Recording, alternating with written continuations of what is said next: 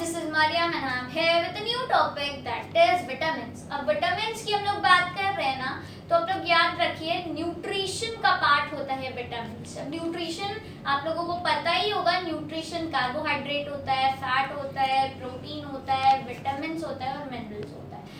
तो विटामिन्स आप लोग याद रखिए, जो विटामिन्स है ना हमारे शरीर में मौजूद ऑर्गेनिक मॉलिक्यूल को बोला जाता है। जो हमारे शरीर में ऑर्गेनिक मॉलिक्यूल्स मौजूद हैं उन्हें बोला जाता है, ठीक है। हालांकि विटामिन्स और मिनरल्स जो हैं हमें किसी भी तरीके की एनर्जी नहीं देते, लेकिन फिर भी हमारी बॉडी को ये हमारी बॉडी के लिए एसेंशियल माइक्रो न्यूट्रिशन होते हैं।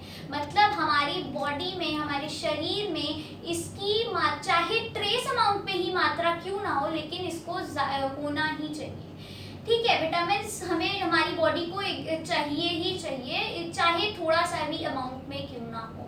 अब एक चीज जानिए, जो विटामिन नेम है ना, ये किसने दिया था? ये सी फंक नाम के साइंटिस्ट थे, उन्होंने विटामिन्स का नाम दिया था और उन्होंने 1912 में ये नाम दिया हुआ था, ठीक है। अब हम लोग जाने जो विटामिन्स है ना वो कितने होते हैं। तो जो विटामिन्स है वो ए होता है, बी होता है, vitamin A, vitamin B, vitamin C, vitamin D, vitamin E और विटामिन के, इतने विटामिन्स होते हैं। अब एक चीज जानिए, जो विटामिन्स है ना वो 2 पार्ट्स में डिवाइड होते हैं। एक होता है वाटर सॉल्यूबल, एक होता है वाटर सॉल्यूबल और जो दूसरा होता है वो फैट सॉल्यूबल होता है,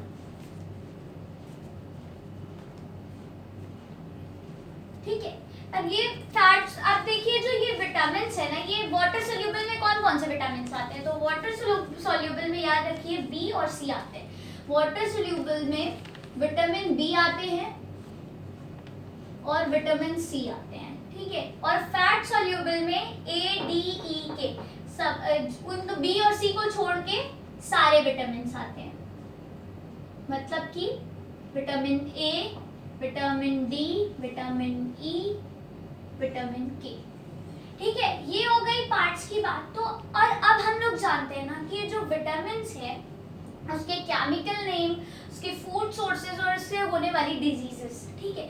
अगर वो विटामिन आपके बॉडी में नहीं है तो उससे कौन सी डिजीजेस हो सकती है वो। तो सबसे पहले हम लोग देखते हैं ये विटामिन ए के बारे में। विटामिन ए का जो केमिकल नेम होता है वो रेटिनॉल होता है, ठीक है। अब ये जो है ना वो कोड लिवर ऑयल में होता है विटामिन ए, और इससे ना डिजीजेस होती है। अगर विटामिन ए आपकी बॉडी में नहीं है तो नाइट ब्लाइंडनेस हो जाता है। मतलब नाइट ब्लाइंडनेस में ये होता है ना कि रात की चीजें नहीं दिखती हैं, ठीक है। अब आता है विटामिन बी। अब विटामिन बी के ना B1 होता है, B2 होता है, B3 होता है, B5, B6, B7, B9, B12, ये सब विटामिन बी के ही होते हैं। विटामिन B1 क्या होता है? विटामिन B1 का केमिकल नेम क्या होता है? थैमाइन, ठीक है। अब ये किस में पाया जाता है? ये राइस ब्रान में पाया जाता है। इससे होने वाली, अगर ये विटामिन B1 आपके शरीर में नहीं है तो इससे होने वाली डिजीज है बेरी। अब बेरी में क्या होता है ना कि इंसान चल नहीं पाता है, बहुत ज़्यादा अपने आप को, उसकी हड्डियां बहुत ज़्यादा वीक हो जाती हैं, ठीक है, उसमें कहीं भी नहीं चल सकते। अब B2 पे आते हैं हम लोग। B2 का केमिकल नेम होता है राइबोफ्लेविन। अब इसका सोर्सेज होता है, मतलब ये किस में पाया जाता है? तो ये याद रखिए, ये अंडे में पाया जाता है, एग में पाया जाता है ये राइबोफ्लेविन B2, विटामिन B2। और इससे होने वाली डिजीजेस है एरिबोफ्लेविनोसिस, ठीक है। ये मसूड़े की डिजीज है, ठीक है। इसमें मसूड़े में सूजन आ जाती है, ठीक है। अब ये B3 पे आते हैं नासिन। नासिन क्या होता है ना? नासिन लीवर में होता है। देखिए कुछ विटामिन होते हैं ना जो हमारी बॉडी में ऑलरेडी रहते हैं, बट जो विटामिन डी है हमारा, ये ना सनलाइट से मिलता है हमें। विटामिन डी जो है ये सनलाइट ही देता है। और सब जो विटामिन है वो, जैसे कुछ विटामिन है कि बाहर से हम लोग को लेने पड़ते हैं और कुछ विटामिन हमारे बॉडी के अंदर ऑलरेडी मौजूद होते हैं। तो विटामिन डी जो होता है ना ये सनलाइट से मिलता है, ठीक है। और हम लोग देखते हैं अब कहाँ पे थे हम लोग, ठीक, ये फूड सोर्सेज में ये नाइसिन जो है ना, नाइसिन ये लिवर में होता है, ठीक है। और ये इसकी होने वाली डिजीजेस, अगर ये विटामिन B3 नहीं है तो इससे होने वाली डिजीजेस है पेलेग्रा। पेलेग्रा में क्या होता है ना, पूरी बॉडी में रैशेस पड़ जाते हैं अजीब से, मतलब पूरे में वाइट वाइट रैशेस हो जाते हैं, ठीक है। अब आता है V5 पैंटोथेनिक एसिड। अब ये भी हमारे लीवर में ऑलरेडी होता है।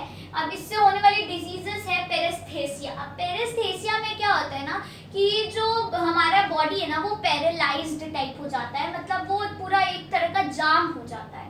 हाँ, अब आते हैं B6 पे। अब B6 क्या है? पायरिडॉक्साइन, ये केमिकल नेम है B6 का। और ये किसमें होता है? ये राइस ब्रांड में होता है। इससे होने वाली डिजीजेस है अनीमिया। अनीमिया में क्या होता है ना, अनीमिया में ब्लड ना होता नहीं है, मतलब कि ब्लड की कमी हो जाती है, खून की कमी जिसे बोलते हैं, तो ये उसमें हो जाता है, तो उससे बहुत सारी डिजीजेस होती है, तो उनमें से एक है, ठीक है। अब हम लोग B7 पे आते हैं, बायोटिन, ठीक है। अभी ये फूड इसके मतलब ये किस में पाया जाता है? ये भी लिवर में होता है, और इससे होने वाली डिजीजेस है डर्मेटाइटिस, ठीक है। अब आते हैं B9 पे। B9 है फोलिक एसिड, और ये भी लिवर में ही पाया जाता है, और ये इसकी भी डिजीजेस है अनीमिया, ठीक है। अब B12 पे मेथिलोकोबैलामिन, ठीक है, मेथिलोकोबैलामिन। अब ये भी हमारे लीवर में ही होता है, और इससे भी होने वाली डिजीजेस है अनीमिया, और भी बहुत सारी डिजीजेस है। अब हम लोग देखते हैं विटामिन C, D, E और K। अब हम आते हैं विटामिन C पे। तो विटामिन C का जो केमिकल नेम होता है ना वो एस्कॉर्बिक एसिड होता है, और उस विटामिन C में विटामिन C का किस में पाया जाता है? ये विटामिन C तो वो याद रखिए लेमन्स में पाया जाता है, सिट्रस फ्रूट्स में भी पाया जाता है। और डिजीजेस होती है स्कर्वी। स्कर्वी एक ऐसी डिजीजेस है ना जिससे आपका जो मसूड़ा है ना और जो दांत है ना ये ना सड़ जाते हैं पूरे, ठीक है, खराब हो जाते हैं पूरे। अब आते हैं विटामिन डी पे। विटामिन डी का केमिकल नेम होता है कोलेकैल्सिफेरॉल, और जो इसके फूड सोर्सेज होते हैं ना वो कॉड लिवर होता है, और इससे होने वाले डिजीजेस होते हैं रिकेट्स। ये होता है ना, रिकेट्स ना छोटे बच्चों को होता है, उनकी हड्डियां मतलब थोड़ी टेढ़ी वेढ़ी टाइप की हड्डियां होती हैं, ठीक है। अब आते हैं विटामिन ई पे। विटामिन ई का केमिकल नेम होता है टोकोफेरॉल, और ये कॉस्मेटिक्स में पाया जाता है। अच्छा, विटामिन ई को ना ब्यूटी विटामिन भी बोलते हैं, ठीक है, ये कॉस्मेटिक्स में पाया जाता है, और इससे ना बहुत सारी स्किन डिजीजेस होती हैं। अब आते हैं विटामिन के पे। विटामिन के क्या है? विटामिन के का केमिकल नेम होता है फाइलोक्विनोन, और इसमें ना ये अल्फाफा में पाया जाता है। अल्फाफा एक मटर का एक स्पीशीज होती है, मटर की तरह होता है उसका अल्फाफा, और ये ना ये इससे डिजीज होती है हेमोफीलिया। अब ये हेमोफीलिया जो है ना उसमें क्या होता है, जो ब्लड क्लॉटिंग जब कहीं चोट लगती है तो वो ब्लड जब बाहर आ जाता है तो हमारा ऑलरेडी ब्लड क्लॉटिंग हो जाती है, क्योंकि उसमें ब्लड जब बाहर आता है तो उसमें क्लॉटिंग होना इम्पोर्टेंट है। वो अपने आप जो कुछ प्रोटीन्स होते हैं, मैंने बताए थे एक वीडियो में कि बाहर आते हैं तो क्लॉटिंग हो जाती है। तो इसमें क्या होता है ना, हेमोफीलिया में क्लॉटिंग नहीं होती है, बट जब कोई चोट लगती है तो बाहर खून जो आता है ना वो ज़्यादा जल्दी रुकता नहीं है, वो बहता चला जाता है। तो इसमें जब चोट ज़्यादा लग जाती है तो इसमें ज़्यादा मरने के चांसेस भी होते हैं ज़्यादा, तो बहुत ज़्यादा बढ़ जाता है वो, ठीक है। और ये जो है ना विटामिन के, ये ना ये ब्लड क्लॉटिंग में अगर नहीं होगा विटामिन के तो वो ब्लड क्लॉटिंग नहीं कर पाएगा, तो ये ना ब्लड क्लॉटिंग में हेल्प करते हैं। तो इनका विटामिन के का सबसे ज़्यादा इंपॉर्टेंट रोल होता है ब्लड क्लॉटिंग में, और अगर ये नहीं होगा तो फिर ब्लड क्लॉटिंग हो नहीं पाएगी, ठीक है। तो आज के लिए इतना ही विटामिन में। अगर आपको मेरी वीडियो अच्छी लगी हो so like my video, share my video and subscribe my channel. Thank you and have a nice day.